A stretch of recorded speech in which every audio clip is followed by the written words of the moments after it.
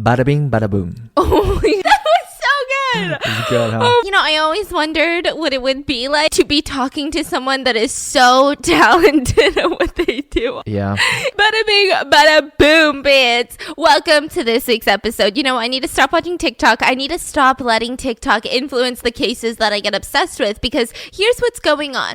I saw a couple people on TikTok, which is an app. If you guys don't have it, download it. I was the same as you. I was sitting there like, I'm so cool for this. Like, I don't need TikTok. TikTok needs me, but now I can't live without it. Okay. So there were a lot of people, what they do is they do voiceover. So you upload this sound and you kind of, you know, do a voiceover. You move your lips, but it's still the original sound. So it just looks like you're saying it, and like people love to lip sync songs on it. It's like a cool app, right? Yeah, it's lip sync, not voiceover. Oh, yeah, like lip sync. And they started, I saw a couple people, I don't know if this is a big trend, but I saw a couple people on my For You page who were lip syncing to an interview moment. And I was like, oh my God. The interview goes something like this.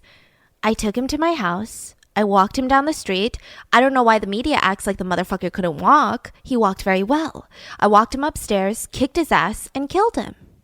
And that is the real interview of an actual killer. Angela Simpson. It's gonna get really crazy. Like, she straight up has some of the craziest interviews that I've ever seen in my entire freaking life. I mean, there's something oddly just strange about her. I mean, I've watched all of like the serial killer interviews that we have. Like, I've seen all of those. But Angela Simpson is just an oddball. Because you have questions. I mean, for certain serial killers, I feel like they're putting on a show. They're playing into a part, you know, they're doing the absolute most. Other serial killers, it's like they don't give a fork. They just actually seem that psychopathic. With Angela, I have no idea. I'm just all over the board with her. Like, one day I'll wake up and be like, this bitch was putting on a character for everyone. And then another day I'll wake up and be like, nope, she could have totally become the next female serial killer if they didn't catch her in time. It's just the most confusing thing. So she killed someone for whatever reason that she did that we'll get into.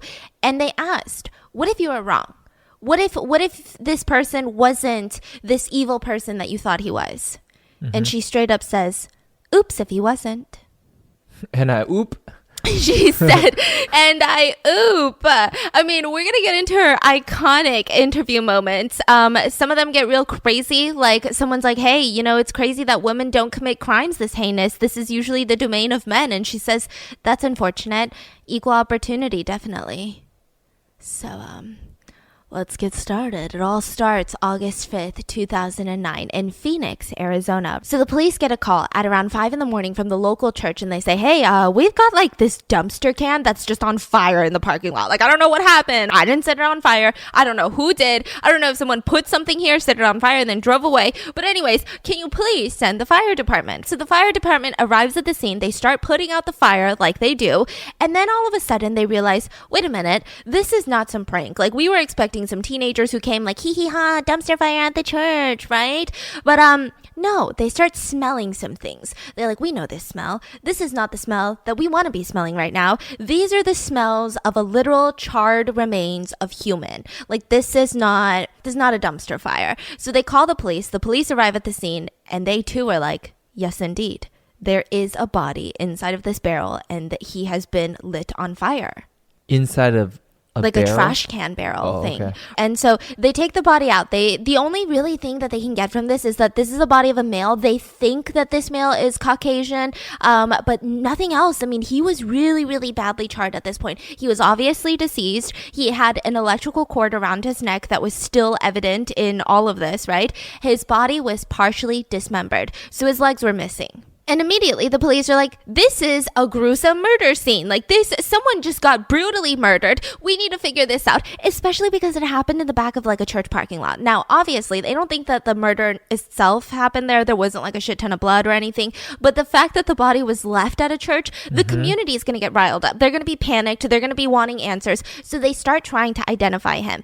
All of his teeth were gone. It looked like someone had just like pulled out his teeth. It wasn't any good dental work. It didn't look like he naturally lost his teeth of old age. It looked like someone went in there and just yanked his teeth out.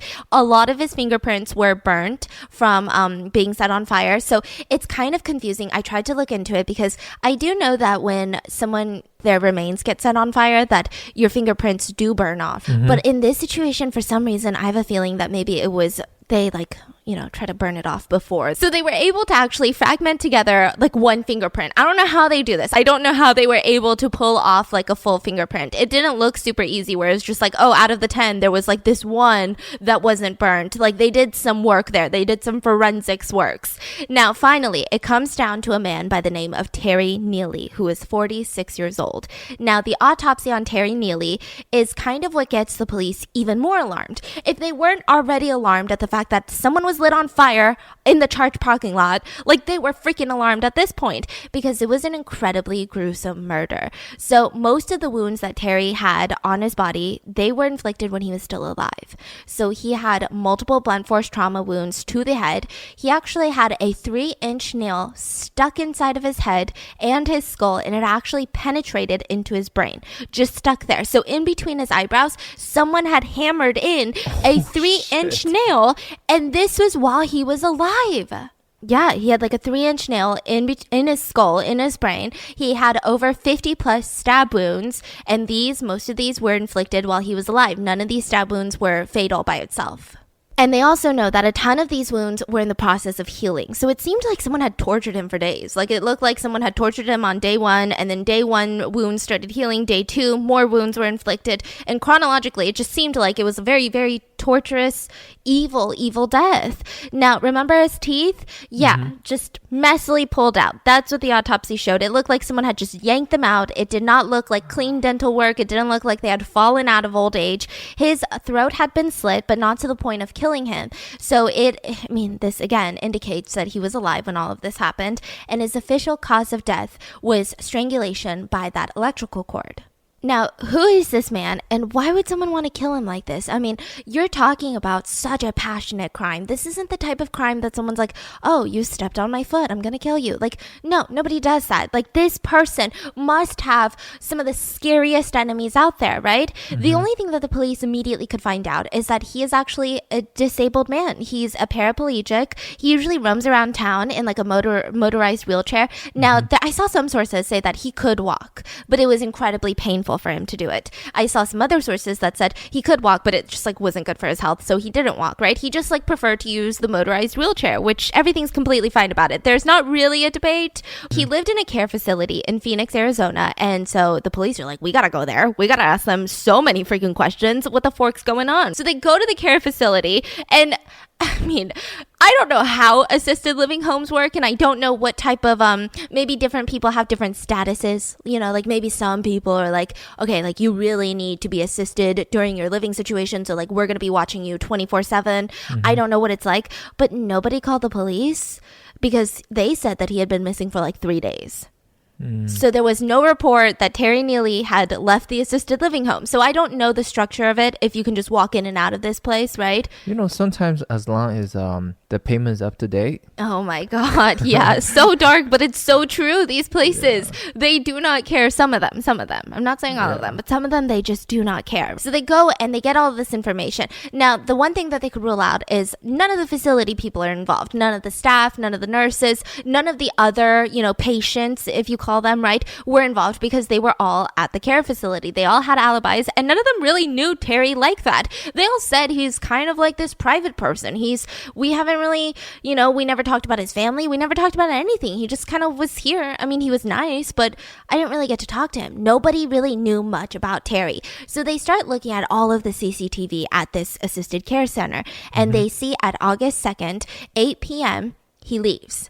Now, they couldn't see which direction. They couldn't see if someone was waiting for him across the street. They just know that he left in his wheelchair and never came back. And he ended up, being burnt in the church parking lot. So the police start looking for more clues. And the main one is they really wanted to find that wheelchair. Because it wasn't in the church parking lot. So they're like, this is going to tell us where he is. Now, while they're doing that, crime must go on. Crime doesn't stop because the community stops. The community is in mourning. They're in grief. And all of these people are scared. They're nervous. What's going on in Arizona, right? But criminals still got to be doing what criminals do. So Angela Simpson, who's 36 years old at the time, and her good friend, Edward McFarlane, they get arrested for armed robbery. Now, Edward has, just to kind of tell you what kind of person this guy is, He's Wait, got like both of them got arrested. yeah, for armed robbery. He calls himself like I don't know if this is even a slur, but he calls himself Cracker. Like that's his nickname. That's what everyone knows him by. And in a lot of, sources, you'll see he's referenced as his nickname instead of Edward McFarland, but I'm just going to call him Edward. All right. So they get arrested and the police, they're trying to deal with this armed robbery situation. They're trying to deal with who the hell killed Terry. And all of a sudden they start getting tips and they say, hey, Angela?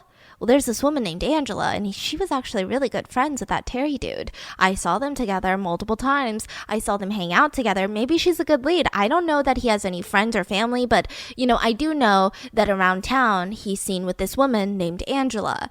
And so they're like, oh, this is amazing. Like, we literally already have her in custody, so we're just going to ask her about it. Now, when they sit down with her, she just spills the beans. She doesn't even, and I think this is why maybe this isn't the most talked about case or like one of the most infamous cases, even though the interviews are just so mind-boggling. It's because it's so hard to find information on their childhoods. I couldn't really find much about Terry Neely, like barely anything, which is kind of shocking. I feel like people know her interview tapes, but it doesn't seem like a situation where, people were interviewed, a lot of family members came forward, and like the whole picture wasn't put together. I don't even think really the police looked into it that hard after they got a verdict. Yeah. So, it's just weird. What we do know is that Angela and Terry were somewhat friends. So Angela, she was a sex worker. She was also addicted to drugs, and she just wasn't in the best part of her life at that moment. It seems like they met because he was a client of hers, and he lived like maybe a block away from where she was working. So it just kind of happened, right?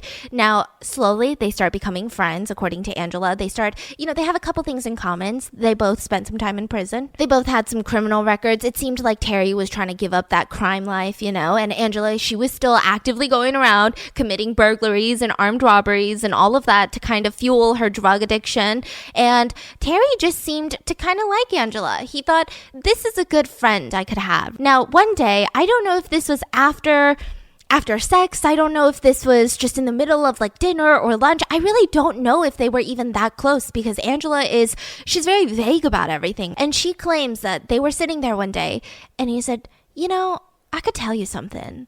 I could tell you that, how cops do raids around here and they just like bust through the door and they try to arrest people.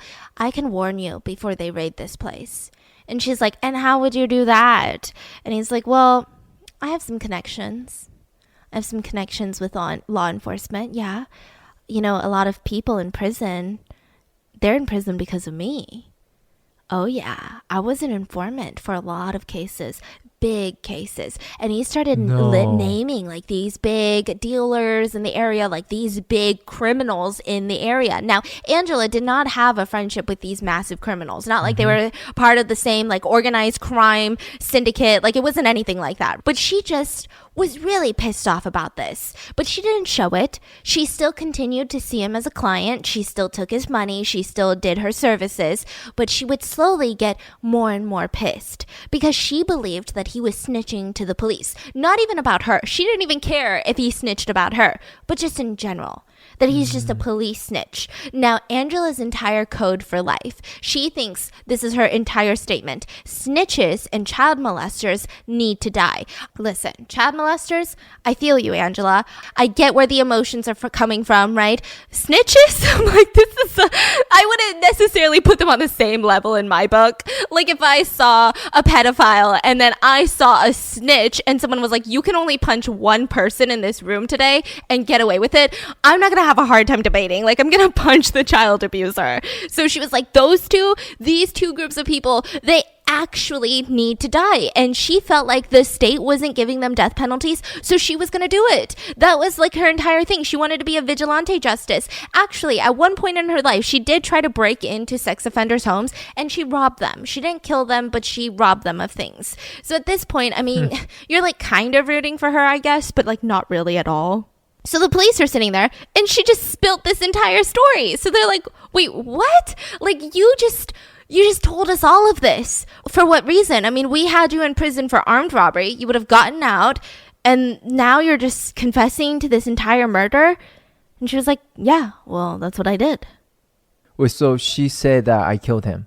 Yeah, because he's a snitch. And we're going to get into the actual torture, right? So it's just like, Okay, I mean, this is really weird. I mean, the police, they were not expecting this because Is he actually working for police though? no, He made it up? I think it was one of those moments where he really wanted to impress Angela. Yeah. And say like, I got you. I have connections. You know how sometimes maybe you want to do that when you have Oh friends, my I guess. god. So I mean, oh my unless the God. police are lying, which I doubt, you know, in this situation, in this particular situation, I highly doubt that they're lying. But they said that he was not listed as a law enforcement informant anywhere in their books. So, Oh, I mean, that is so bizarre. yeah, so bizarre. So I think it definitely was like a moment of like, hey, like I'm so cool. I know. And I think that makes this even more sad. So she was very straightforward. The police were not expecting this. They actually were expecting her to get, you know, lawyers involved, for her to not talk, for her to be very evasive. When they sat down with her, she immediately demanded candy and soda. And so they were like, oh God, she's got demands. They got her candy and soda. And then she just spilled the beans on everything. She just like went off on them. So they're like, okay, let's dig deeper into her past. And we need to get some evidence. We need to find the wheelchair still. We need to find out where this murder took place, because I mean, I don't really know. Like, I don't know how they could have trusted something like that. She seemed weird is how everyone describes it. She just seemed not normal. Some people describe it as erratic. Some people describe it as too calm. But either way, it's like giving me very creepy vibes. Like I wouldn't trust it immediately either. So once they find out about Angela's childhood, I mean, her entire life, she was in and out of mental institutions. And then later on as an adult, she was in and out of prison her entire life. She was living in a situation where she would, you know, commit a robbery. She would go to jail, get out, and she has no work. She has no stability. She has this drug addiction. And the only way she knows how to get money is to commit more robberies. And so it was just back to back prison time. She never really had like a normal life. Like I couldn't find anywhere that she was employed anywhere, that she, you know, tried to settle down or got into like a serious relationship. It genuinely seemed like she was addicted to drugs, you know, committing a bunch of crimes. And she did have 4 children, but they weren't in her care at this time. So I don't know if they were in foster care. There's some sources that say that the kids were with Angela's mom, right? And but I don't know. So they just were not with Angela.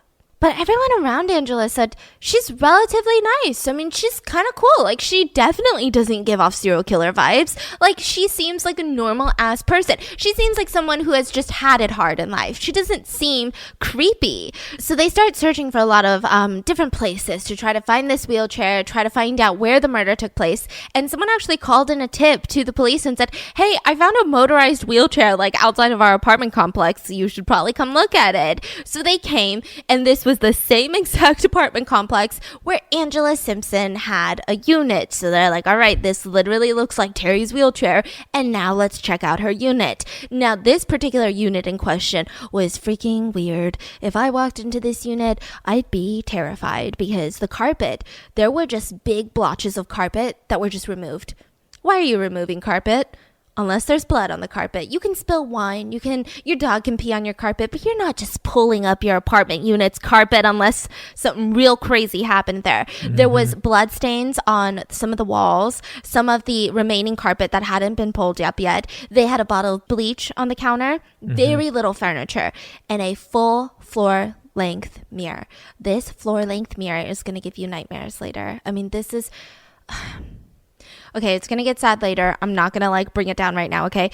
This entire place seems like a hideout. It seems like, okay, maybe she was using this as a getaway place. If something went down, she would come here and hide from the police. Or maybe she was using it for sex work. I mean, it just didn't seem like anyone was living there for the lack of furniture, the lack of, you know, clothes inside the house. Maybe she even rented this apartment unit just to kill someone or just to commit some crimes. Like, they don't really know at this point. Now, Angela starts telling the police about the actual torture because now they have all of this evidence. They're like, we found blood. It matched Terry's blood, by the way. They did the testing. It matched Terry. Why is Terry's blood in your unit? I mean, tell us everything that happened. And she claimed the actual torture goes like this, that she told Terry that she can give him free drugs and free sex in her apartment. And he was like, well, yeah, I'm kind of down, right? So he starts following her across the street. And once they get inside, I mean, the whole time across the street, she's nice to him. They're just talking, they're giggling, they're laughing. And immediately when they're alone, she starts beating him on the head with a tire iron. Are they in the apartment? In the apartment. Okay. She locks that apartment door and she just like flips a switch. She's a completely new person. She starts beating him on the head with a tire iron. And she said she did everything with precision. She didn't want him to die. She wanted him to be awake and conscious, feeling every single bit of pain. So for the next 3 whole days, she started torturing him. Now, that full-length mirror, she placed his wheelchair right in front of the mirror and forced him to watch every single act of torture because, and I quote, he needed to see what he deserved. All because he What? claimed to be a police informant. All because he claimed to be a snitch. She said that he needed to see what he deserved. So I don't really know. Do you Yes. also think, like, because you say in jail, snitches are very... Yeah, they're So- like looked down upon. Right, and maybe stuff. she's been in that environment for so long.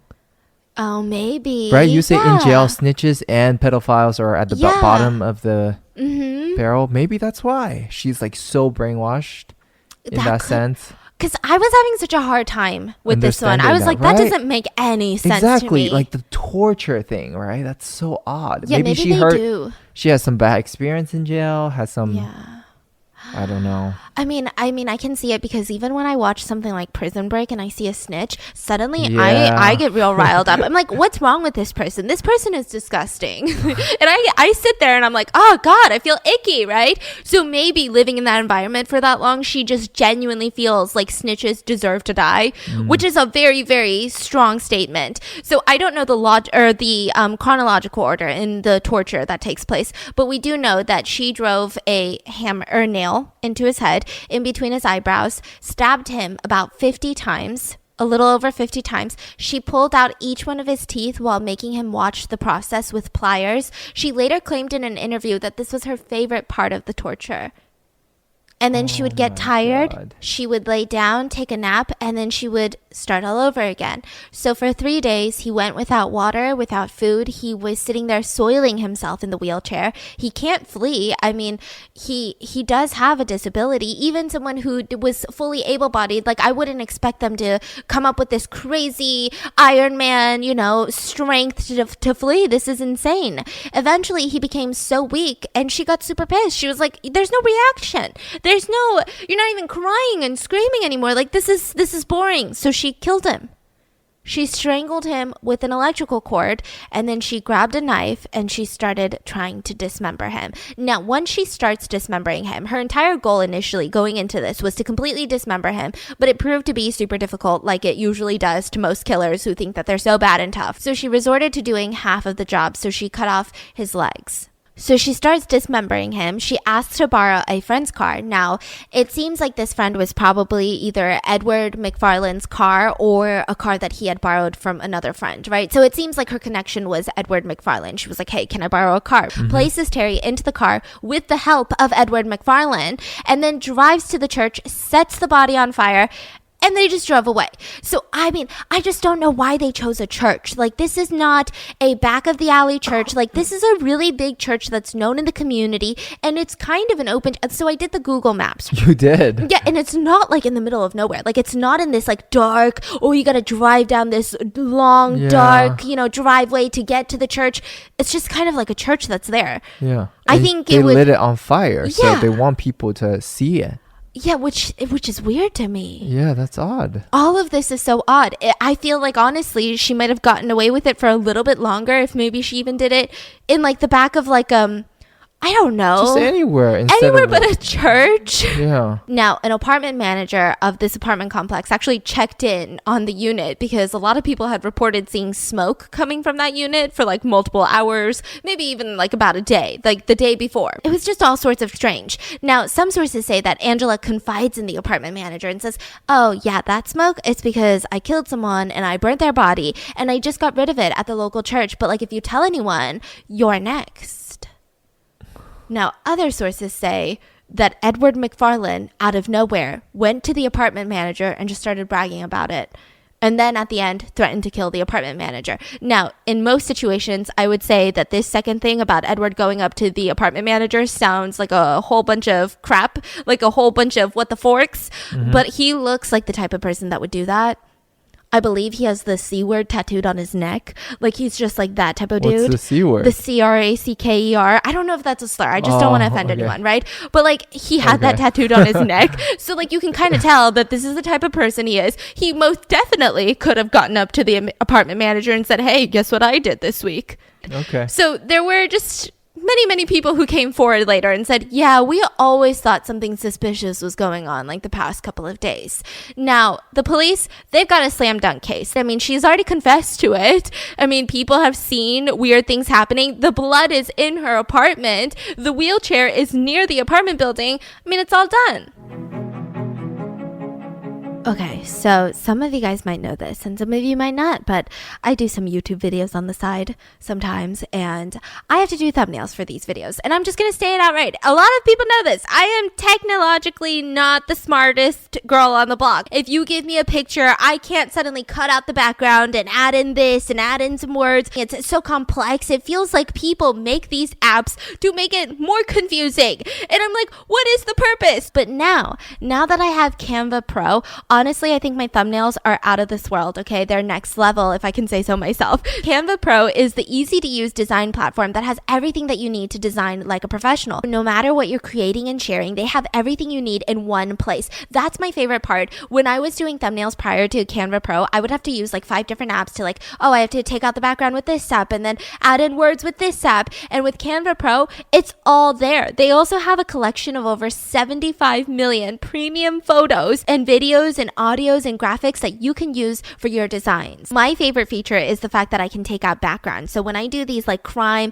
YouTube thumbnails, I like to put in pictures of the subject of the day, and I have to cut me out and put those in the background. And it makes it so freaking simple. There's literally no idea too big or too small for Canva Pro. So whether you guys are just starting out a small business, or maybe you're like, I'm a student and I just want to level up my presentations. Maybe you're on a marketing team. Maybe you're trying to make your Instagram more professional. Canva Pro is the way to go. Design like a pro with Canva Pro. Right now, you can get a free 45-day extended trial when you use my promo code. So just go to canva.me/rotten to get your free 45-day extended trial. That's canva.me/rotten. That's canva.me/rotten for the people in the back.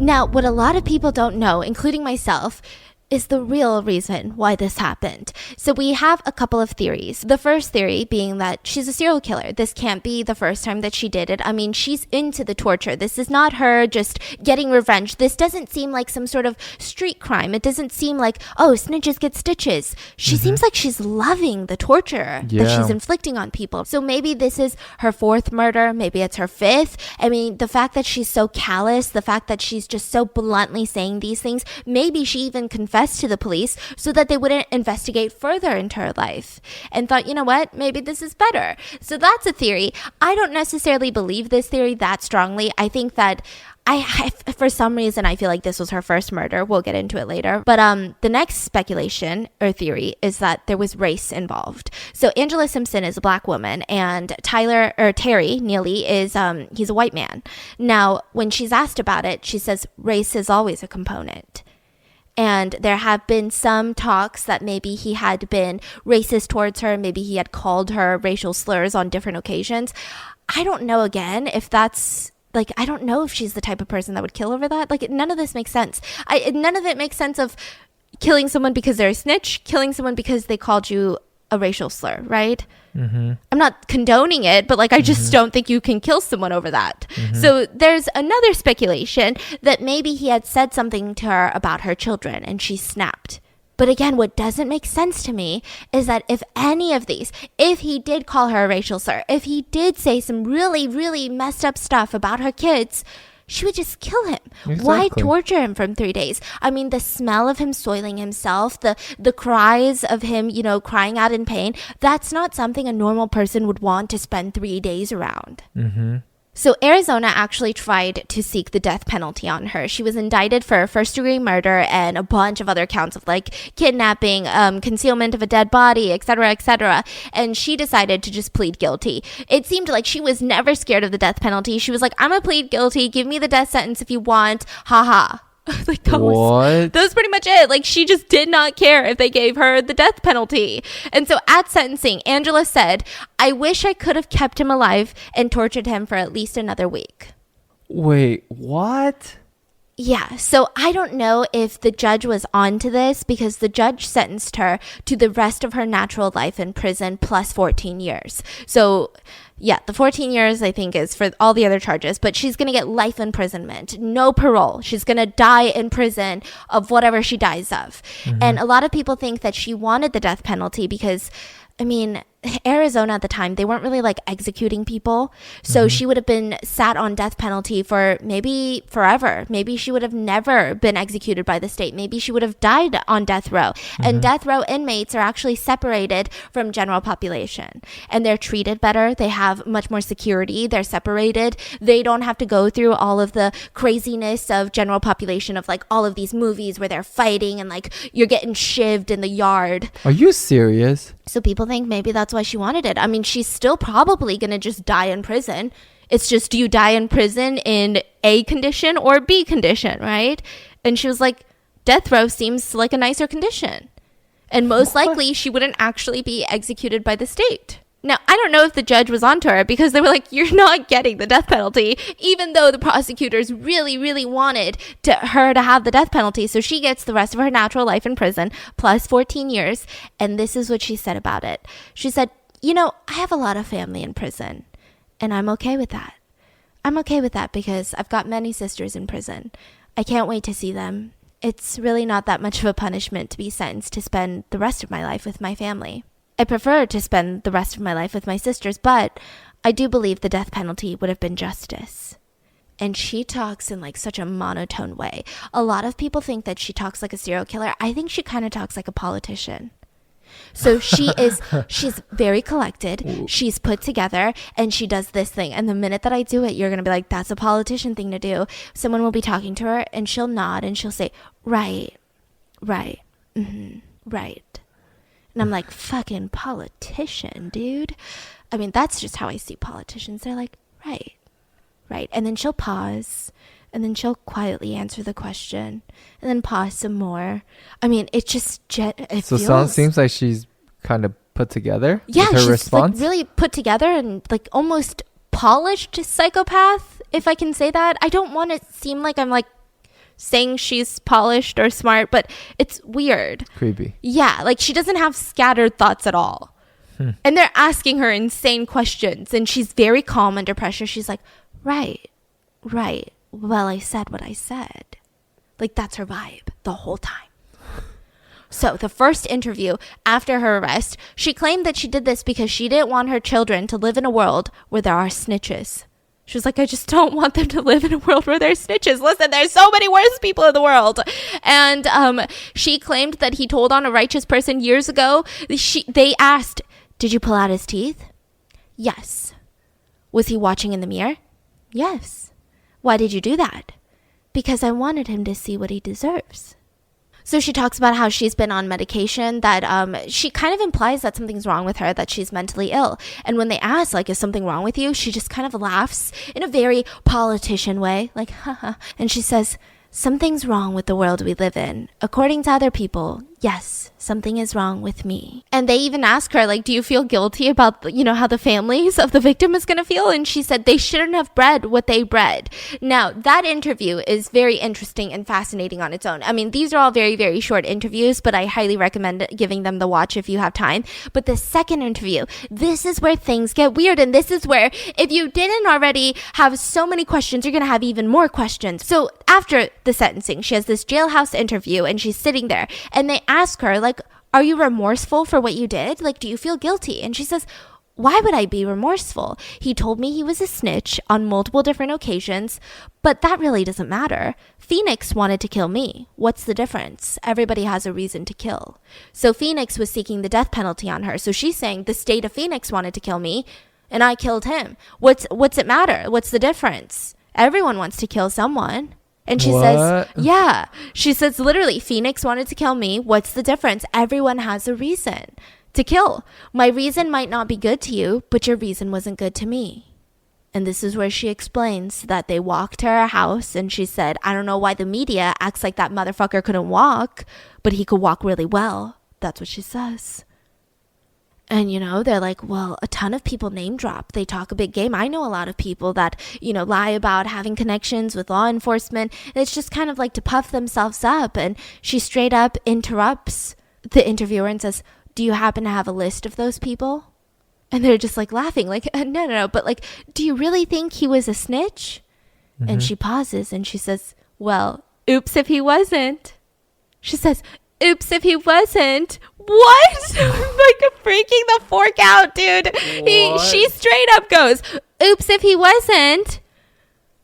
Wow. She's like, has no fear, what is it? She has no other feelings. Right? And so they also ask her, like, okay, would you ever do this again? And she actually claims that she had another victim in mind. His name is Joseph. She actually listed the full name in the interview, and I was like, geez Louise. But I'm just going to call him Joseph. So she claimed it had something to do with an armed robbery. I don't know if they robbed someone together and maybe he snitched on her. I don't know if he robbed her. But for whatever reason, it had something to do with an armed robbery. And she said, and I quote, I should have killed him, but I just didn't have the time. I had somewhere to go. And they asked, will you kill again? If the opportunity arises, I hope so. Now, they cut the interview, but the cameras remain rolling. So, it's like, they're like, okay, like, that's good. That's with the interview. And she goes, good shit, dude. That's going to be crazy, isn't it? That's going to be wicked. Make it look good, please. And she gets up. Did she switch, like, her mannerism? And the camera zooms in on her. And she sees the camera still recording, and now it's like moving with her because she had gotten up from her seat. Mm-hmm. And she says, what, you're going to put this on too? No, don't put the ending in. Thank you.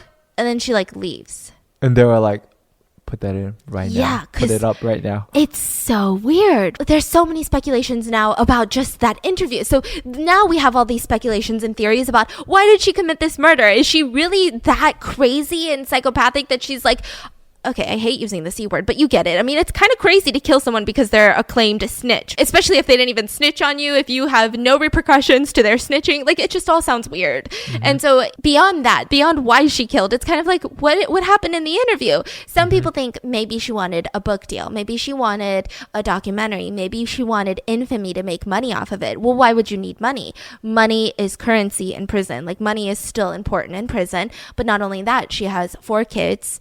And maybe she wanted to support them because she's going to be spending the rest of her life in jail. I'm not really sure, but that's kind of one of the theories. The second theory is that her personality is just kind of bizarre and she just likes to fuck around. A lot of people kind of are on with this theory, especially a creator of a big show. Do you know the show Killing Eve? That we tried to watch with Sandra Oh, I love her. I mean, I love both of the actresses, but the entire show was actually based off of Angela Simpson. Like, she was inspired by Angela Simpson for her main character, Villanelle, who is the girl she's like a hit woman. And Killing Eve is inspired by this case? Well, not this entire case. So the storyline has absolutely nothing to do with Terry or this murder, but they watched the interviews of Angela Simpson and they got inspired for their main character by Angela Simpson. And the reason that they got inspired was because when she's talking about the actual killing, she's incredibly psychopathic. She's just sitting there cold-hearted. She doesn't give a fork. She's like the judge, the jury, and the executioner. Like, what is this? Like, how does someone behave like this? And then immediately after, you kind of see like this bubbly giggliness. She's like, oh my God, like, make it look good, please. Like, that's crazy. That was good, right? Like, it's and this so makes odd. it even more chilling. Yeah, because it's like, yes, you could say maybe she was faking the interview, but that still doesn't take away from the fact that she's literally a cold-hearted killer. Yeah. So what? Like, what is the point of any of this? Why did she leave the body so apparently in a church parking lot? Why did she murder him just for being a snitch? What was the real reason that he was murdered? Yeah. Why was he disposed of like that? Why did she just immediately confess? What's with these interviews? I mean, I just don't understand. Yeah. And nobody knows. Nobody knows. Except her. Yeah. I find this one incredibly unsatisfying, but it was highly requested. Tell me, what are your thoughts on this one? Because I just can't put it together in my head. I do feel like she's evil. I don't think she was a serial killer, but I think maybe she could have been a serial killer in the making and she was caught. Or maybe she's just so sadistic. She wants people to be so scared. She likes to just instill a lot of fear in people. She wanted Terry to feel scared for 3 days. And then now she wants the world to feel scared because, like, what? There are people like this that exist? This is crazy. Lock your doors. Hide your wife. Hide your kids. I feel like I believe her reasoning of Snitch. He said stitches get snitches. Yeah, I believe that reason. You do? I do. Because Okay. it's such an odd reason. You know, it's not too far off, but it's also not common. And with her background, like we said, that she's been in jail for so many times, I think I can believe that. Now, I also feel like maybe she just doesn't care about going to jail. Maybe she's been in jail for so often now. That she has friends. She feels comfortable Yeah. in jail. So she's okay with going to jail, so she's okay with confessing. And maybe with this case, that she knows that she will be treated well in jail because... Oh, everyone would be terrified, yeah. No, prisoner hates stitches. Oh, snitches. Snitches, I'm sorry. That makes sense. So she will be treated well in jail, right? Yeah. And the reason why she's telling her whole story like that is that she probably wants people to talk about her and then painted her into this crazy, scary, psycho, crazy killer. And then she gets more street creds in jail. Maybe. Yeah, because she's going to spend the rest of her life Right. there anyway. Maybe she's whole involvement is in... We're looking at it from normal society. Yeah. She's looking at it from inside the walls. So she's like, I don't care. Like, So you think it's like she killed him because she believed he was a snitch. Yes. And then now she's just trying to make the best out of this situation. yeah, she's like, this is good for That me. makes sense. This is gonna help me climb that ladder. I mean, that's just my little weird I mean, I see conspiracy. it. I don't know. The next story that we're going to talk about is another woman that I just don't understand. Now, this woman, she just goes by the name of Lady Now, shout out to my mom one more time because she helped me translate this case. This is a Korean case, and she is known to be the most psychopathic female in South Korea. There is a rumor that circulated that she actually scored a perfect score, like the highest score that you can get on the psychopath test in South Korea. Now, that has been debunked by multiple different police officers saying like, we don't know who started this rumor. So it kind of dates back to, there was a news outlet who said that she ranked, I think it was out of 40, and they were like, oh, it was like a 38 out of 40, the highest we've ever seen in a female criminal in South Korea. And then eventually news outlets started running with it, and then it became the perfect score, the most psychopathic female in South Korea. And all we can know by her is Lady Her last name is so they call her Lady Now, we do know a little bit about her childhood, and we know that it was freaking regular. That's it. She had a regular childhood. She had a pretty decent family. She was, I mean, financially speaking, she was doing really well. The family was. She was tall. She had a nice figure, is what everyone said. She had this very, very pretty face. It was never revealed to the public, but everyone that knew her said that she had a pretty face. Like she had very feminine features. Like she had these little rosy cheeks that people loved. Korea don't share information, right? Not until they're convicted. And even if they're convicted, it depends. Like if they're convicted if they're like, oh, well, we think that you're insane, so you need to go to a mental hospital, then they typically won't show your face because they want you to go back into society after and not have this stain on your reputation and, you know, for you to actually be able to go and do work, which in most situations I would completely agree with. But if you guys have been following me for a while, you know about that situation of Cho Do-sun, who, evil dude, raped an 8-year-old girl in a church bathroom, and he was recently released. I don't know how he got released. Yeah, I wonder how Yeah. the whole community is doing with him. Yeah, he was released. He actually got a little bit of money from South Korea has like this little fund for prisoners who get out and they want to like start their own businesses. God. So he wanted to start a coffee shop in the same community where he committed this heinous crime. So I think every system has its ups and downs, right? So this one, I mean, I see why they do it, right? Her face was never released. Her personality was, people said she was really sweet. I mean, she just seemed like a regular ass person. Now in high school, she did do some weird shit, okay? She stole, she would drug her friends. And I'm laughing because I'm like, she did weird shit. She did illegal, heinous stuff, okay? She would drug her friends with sleeping pills, and then she would steal their credit cards while they're knocked out and go on shopping sprees, which seems really dumb because they're going to know exactly who did it. This is a credit card. I mean, there's an entire statement of what you bought, how you spent the money. I mean, there was just a lot of theft stories in high school, and she was constantly dropping out of high schools before she got kicked out. So she would drop out immediately when, she commits this crime, go to a new high school, do it again. And it was constant, like just right off the bat. So right after graduating high school, she gets her first job as an insurance agent for 2 months. She worked on a couple of cases. She didn't really climb up the ladder. She didn't like her job, but this job becomes important later because she commits so much freaking insurance fraud, and she uses the knowledge that she had from being an insurance agent for even just 2 months and use it to manipulate the system and kill a bunch of people. It's freaking insane. So almost immediately after high school, she's working this job. She meets this man and they get married. Now, he was working for a moving service, so he would just help people move. He did a lot of labor, and his family was so excited about this marriage. I mean, she comes from I wouldn't say it's a well-off family, but better than his family. And in South Korea, this is still not the most common thing. I feel like it's probably more common in the US, but typically people marry within their class very strictly. And so they were like, wow, this is amazing. She really, really likes you, and she knows about your history. So he had a couple instances where he was admitted into a mental hospital. And she knew about that. She didn't care. She was like, why would I care about that? I mean, she seemed like a nice person. That's a nice person's reaction, right? And so they were like, wow, we met the best person ever. I'm so excited. So they get married, and financially speaking, they were not doing hot. They were both working. It just wasn't working out. They were always strapped for cash, but they ended up having this beautiful daughter together. And so she just, Lady she just put her entire life into being a good mom. And then a freak accident happened, and I don't know how this happened, other than the fact that it's been stated that her daughter fell from a desk, and then she died. So I don't know, maybe there were, different, they don't really go in depth on that part. So her daughter passed away, and a lot of people stated that from this point on, Lady she just was super depressed, which is so understandable. She started getting psychiatric help. She started getting on meds for her depression, and this is when shit starts really hitting the fan. So April of 2000, she pushes her husband. She just straight up pushes him. They were walking outside. I think that he had taken some sleeping pills that she had administered into his food and drink. That's her favorite thing to do.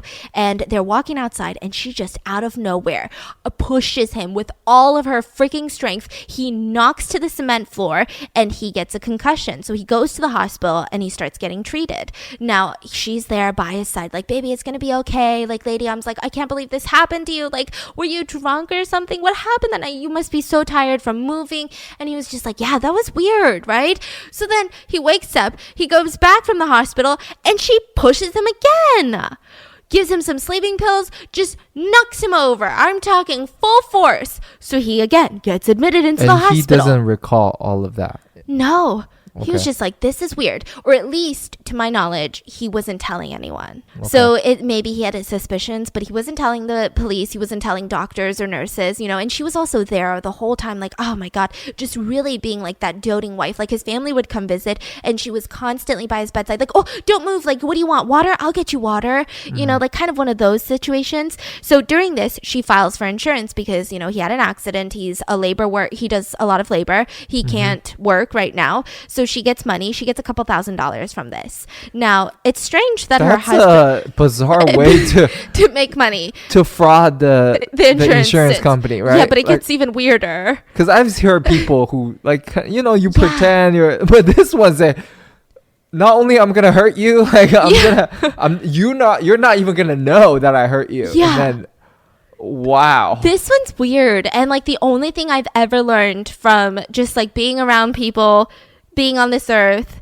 is that you can try to defraud anyone. You can try to defraud me. You can try to defraud the government, but don't defraud an insurance company, because I think that the top private investigators, they all work for insurance companies. They need to start working on crimes, but they're out here making sure that you actually have a limp before they pay you out. That's their thing. They will follow you. They will stalk you. Make sure you got a full limp. If you said you got a limp, you better be limping everywhere you go. You better be limping inside your house if your windows are open. Close those curtains. Insurance fraud is a crazy thing. So, I mean, she gets thousands of dollars and her in-laws weren't even suspicious. Nobody was being suspicious about any of this. So a lot of people thought, you know, because he has this history of going to hospitals for mental health reasons, maybe he was falling, maybe he was injuring himself. Like, that was kind of like this question. Now, less than a month later, again, he has fed a ton of sleeping pills, and when he was knocked out, I have never heard of something like this. She lifted up his eyelids and started poking his eye with safety pins while he's unconscious from sleeping pills. And when he woke up the next morning, his eyes were incredibly swollen and he was fully blind in one eye and like partially blind in another.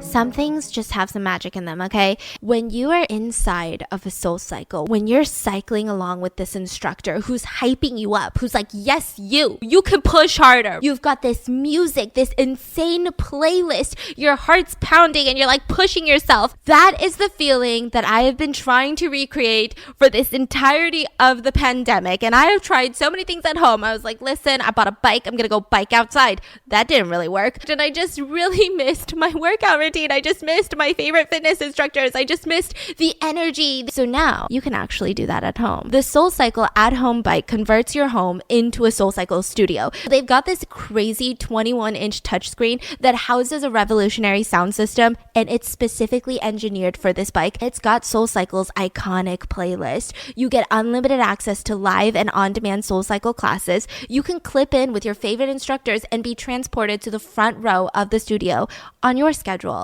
Your monthly membership also gives you unlimited access to the Equinox Plus app, where you can stream classes from other top tier brands like Equinox, Rumble, TB12, Pure Yoga, and Solid Core. I just like never run out of things to do. I pretty much target every single part of my body that I want to, and it's really enjoyable. You can get your SoulCycle at-home bike in just 1 to 3 weeks, and they have financing options available to make attaining your goals achievable. I love using the Equinox Plus app. We used to actually be members there, and all of their classes, oh my gosh, all of their workouts, it just gets you in the zone. It hits different. Get your SoulCycle at-home bike today by visiting mysoulcyclebike.com/rotten and use promo code rotten to get a complimentary pair of at-home select cycling shoes with your purchase. That's mysoulcyclebike.com/rotten, promo code rotten to get a complimentary pair of cycling shoes with the purchase of your SoulCycle at-home bike. mysoulcyclebike.com/rotten, promo code rotten for the people in the back. So what's very interesting is at the time in Korea, and I don't know if this has changed since then, the highest payout in insurances is when someone dies. The second is when they go blind, is the second highest payout. But nobody had a suspicion. No, so he gets taken to the hospital. He goes completely blind. Family was not suspicious at all. She's sitting there like, that's okay. Like, imagine they are not making good money. He's a labor worker. Like, I mean, this is intense. Now he's blind. Like, how is he going to find work? This is going to be so stressful. And she's like, no, it's okay. Like, I'm going to work. I'm going to provide for us. I'm going to stick by his side the whole time. Like his parents were just wowed at this girl. They were like, lady, like, holy shit, you're probably the best person alive. I mean, I feel like most partners should do this for each other, but I'm just saying they were just actually very grateful for her. They were like, I can't believe it. So not only she's committing this insane crime, but she's also giving an Oscar performance. Oscar-winning performance. So 1 month later of him being completely blind, she starts cooking some oil on the stove. And I don't know if she was like trying to deep fry something. Probably, maybe not. But she decided randomly in the middle of this action that she was going to grab this entire pan of hot oil that was cooking up. And while her husband was sleeping, she poured it all over his face. He had severe burns all over his face. At this point, he still has no suspicion. And see, again, I don't know. I don't know if maybe he had some suspicion, if maybe he was just so defeated he couldn't really do anything. But what's interesting is that the insurance payouts in Korea went like this. You get the most money for a death. You get the second most money for blindness. Third, burns, severe burns.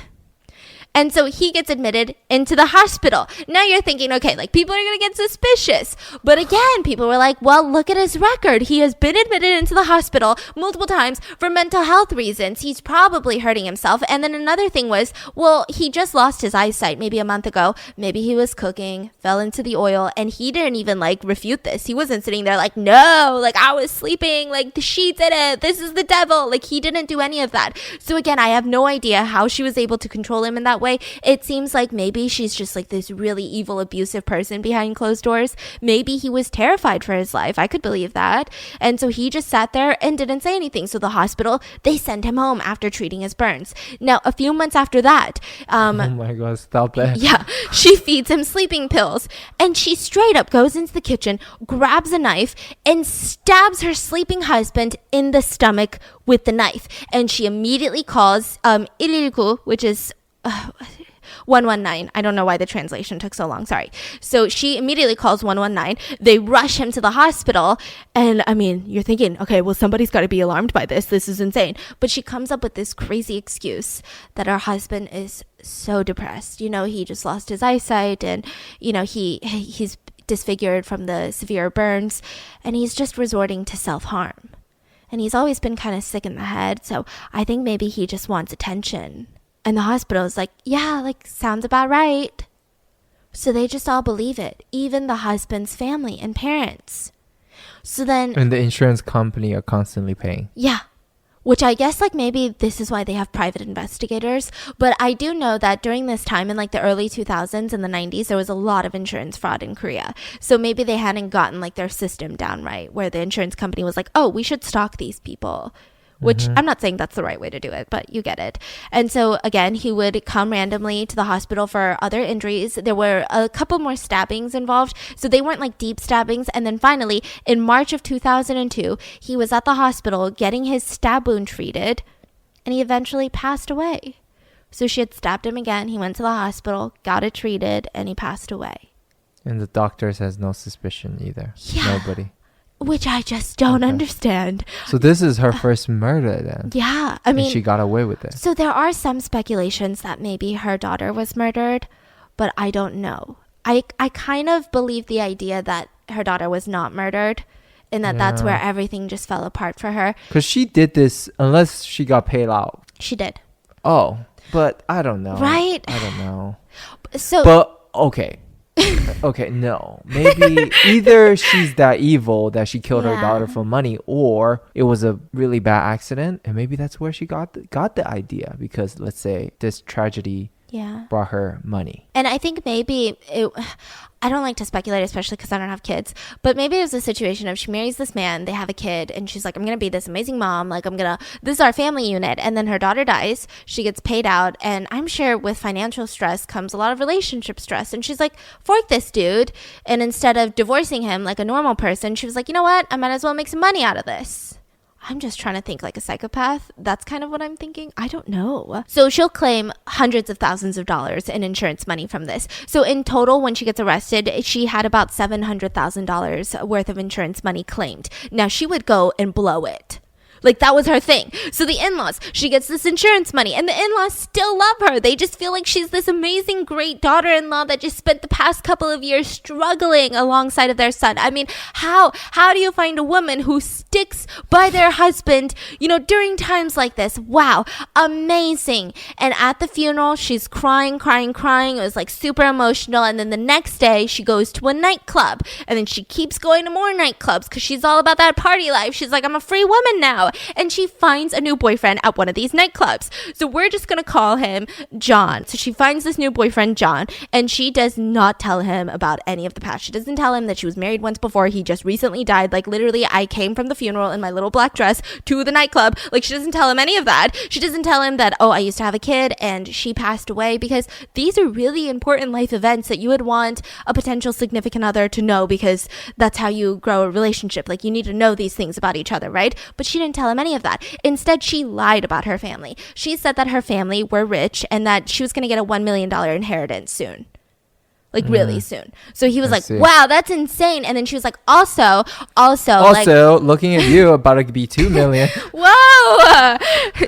dark humor, sorry. That's how we get through. Yeah, she's like, also I graduated from this very prestigious school and I work with children. I work at like this children's nursery or something like that. And he's like, wow, so you work with children, you're such a giving person. I mean, if you work with children, you're probably are ready to be a mom, and I'm looking for a future wifey. Like, you're so wifey material. You know, that type of conversation. You have this crazy degree, you come from a really, really good family. I mean, this is insane. She even, with the insurance money from her last husband's death that she murdered, from her last murder, she buys him an SUV.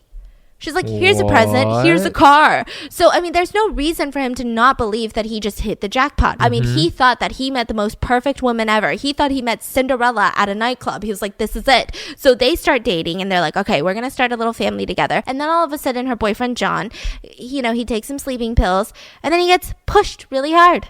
Really, really hard. And he fractures his entire tailbone and he gets this massive concussion and he is rushed to the hospital. Now he's laying in that hospital bed. He can't even move because his tailbone is broken. The pain, I can't even imagine, right? And so she goes to the courthouse and is somehow able to convince them or provide proof that they've been living together for a really long time. All of these other things, gives really good excuses, and they give her a marriage certificate while he's in the hospital. So she gets married to him while he's laying in the hospital bed with a broken tailbone. Now, I saw a couple different sources, right? So my mom saw some sources in Korean that were like, he had no idea about this, right? He had no idea that they were ever legally married. Whereas I saw some other sources that say that he eventually found out about it and he was kind of, you know, more on the touch side. He was like, wow, that's crazy. Like, I'm having health issues and she cares so much that she wants to be there with me. She wants to legally bind ourselves. And I mean, this is insane. Like, this is a symbol of love. If this isn't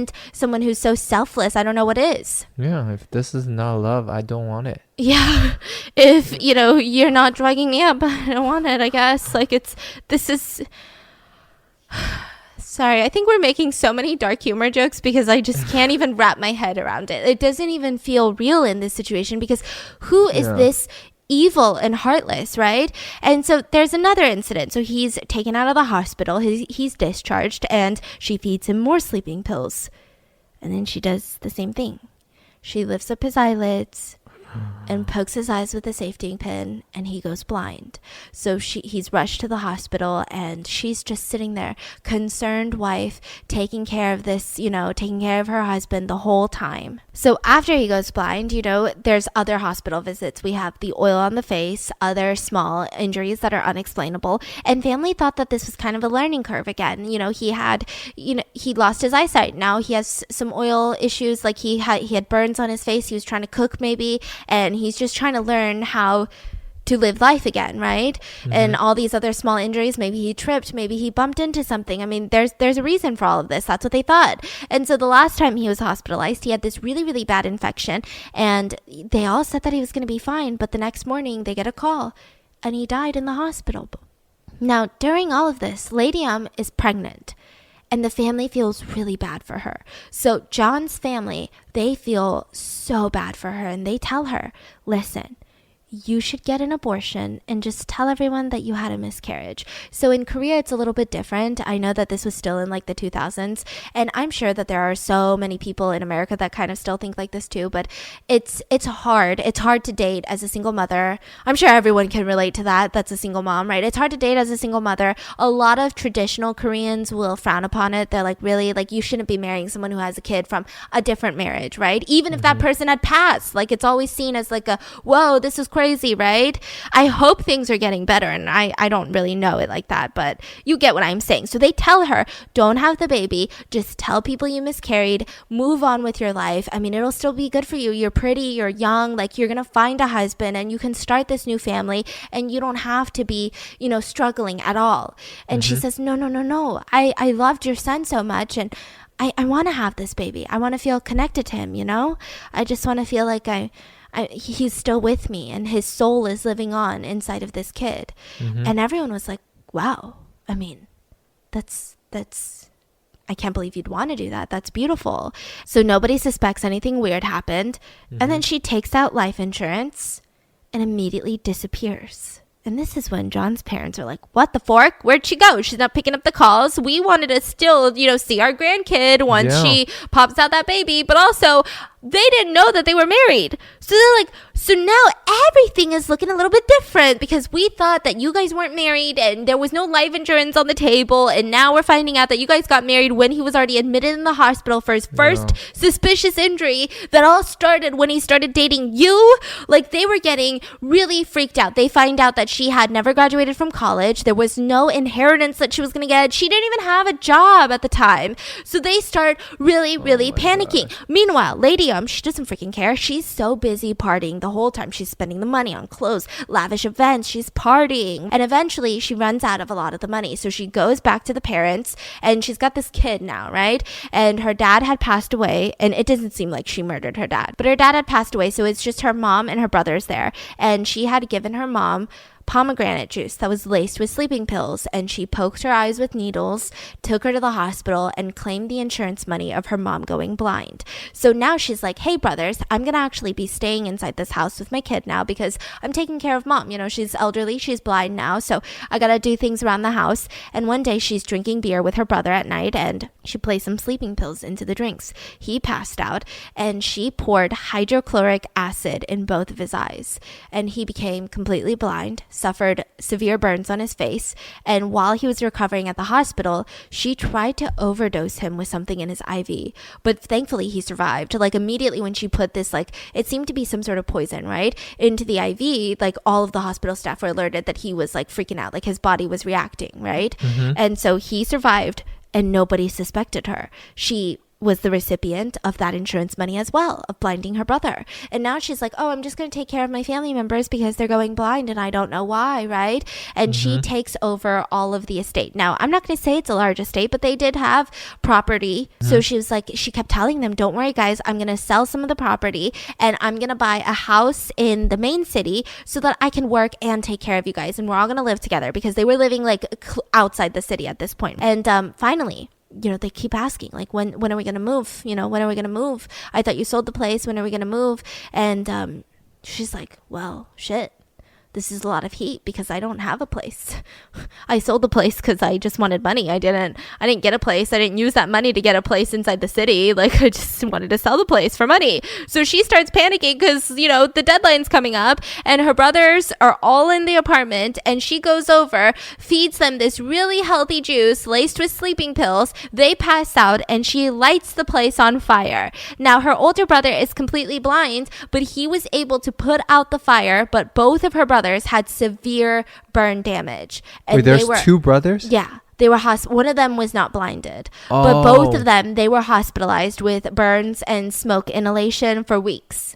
At this point, do they have any clue? At this point, they get weird. Yeah, they get suspicious. Oh my God. Now, around this time, her son was also getting sick, right? So her son with her boyfriend, John, he actually was diagnosed with Kawasaki disease, which is usually treatable. So I Googled it. Now, I'm not going to say that every person who's diagnosed with this disease gets treated and they survive, or that it's not harmful, or it's not something horrible to go through, right? But it does seem that it is treatable. It does seem that you go through the pain, but it's not fatal most of the time.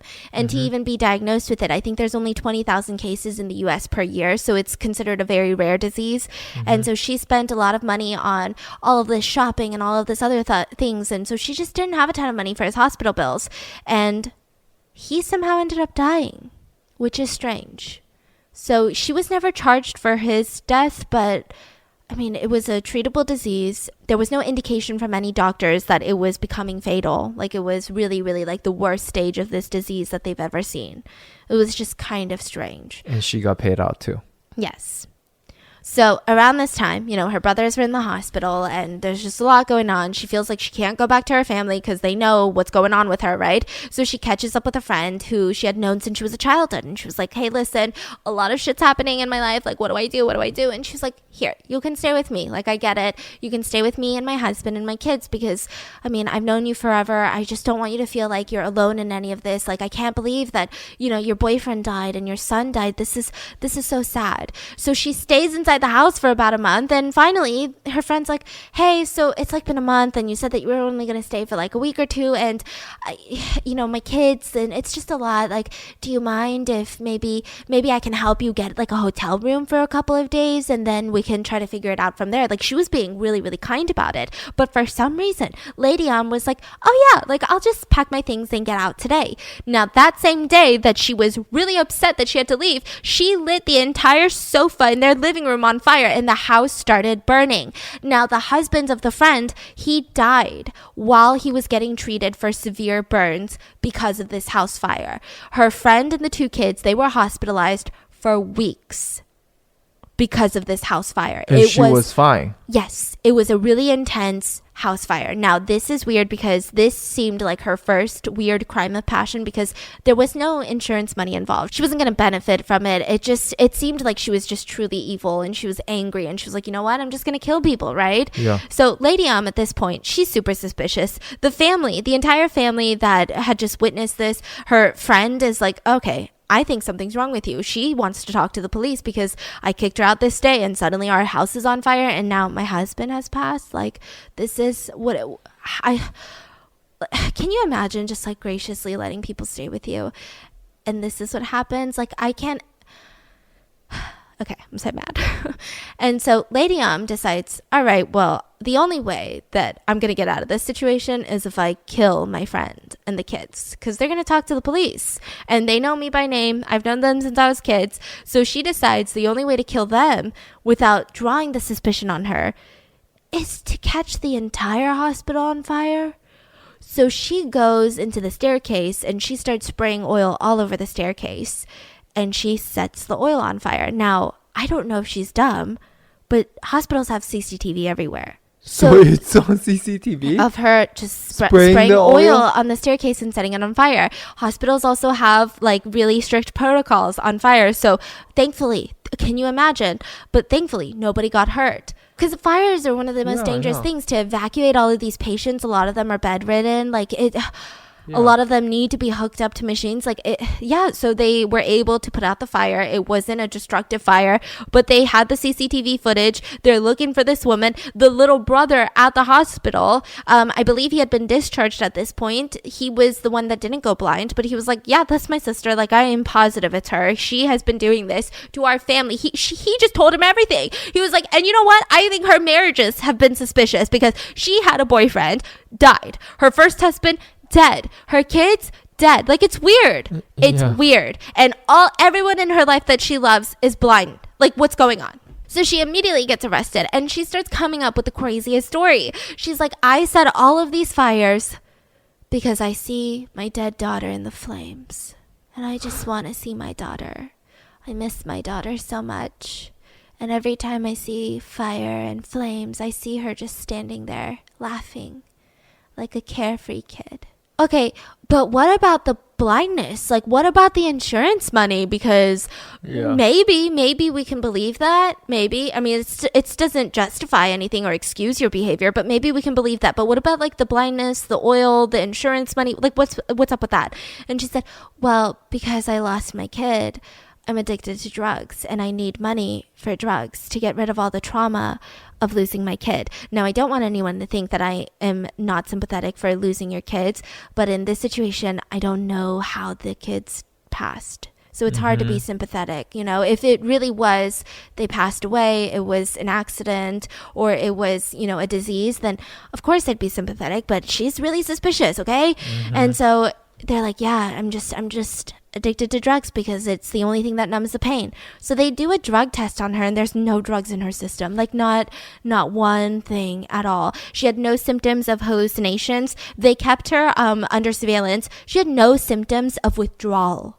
So if you are a drug addict, we're surveilling you. You're not getting any drugs. You're going to have withdrawal symptoms. Like, that's how drugs work, right? There was no evidence that she ever had prolonged drug use in her entire life. And she claims, oh, I take this like medicine that like hides drugs in my drug test. And every person out there is like, where can we buy those? Okay. Where can I buy those right now? Drop the Addy. So they're like, all right, that seems fake and crazy. And she tried to plead insanity for her crimes, that she blamed her children's death for all of her actions. She lashed out at all of these loved ones because of the trauma of losing her kids. And the judge didn't really buy it. So she was sent to prison, where she will probably spend the rest of her life. And she was diagnosed with being a psychopath and having borderline personality disorder.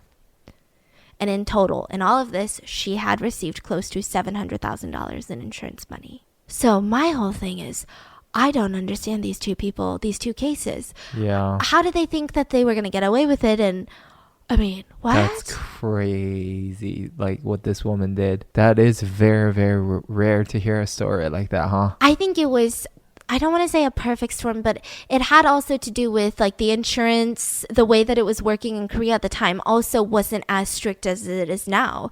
So I just can't imagine how she was getting away with all of this. Insurance companies don't want to pay out for anything. Yeah, exactly. But they were just like, here, take our money. So maybe it was like, it just was overlooked at the time. And maybe, I mean, people said she was really playing that part well. Of this, wow, just supportive, selfless wife who was like, I don't care. I said through sickness or health or whatever that vow was, I said that, and I'm gonna be here with you, baby. If you guys have any idea, let me know. And I hope you guys enjoyed today's episode, and I'll see you guys this weekend for the mini-sode. Bye.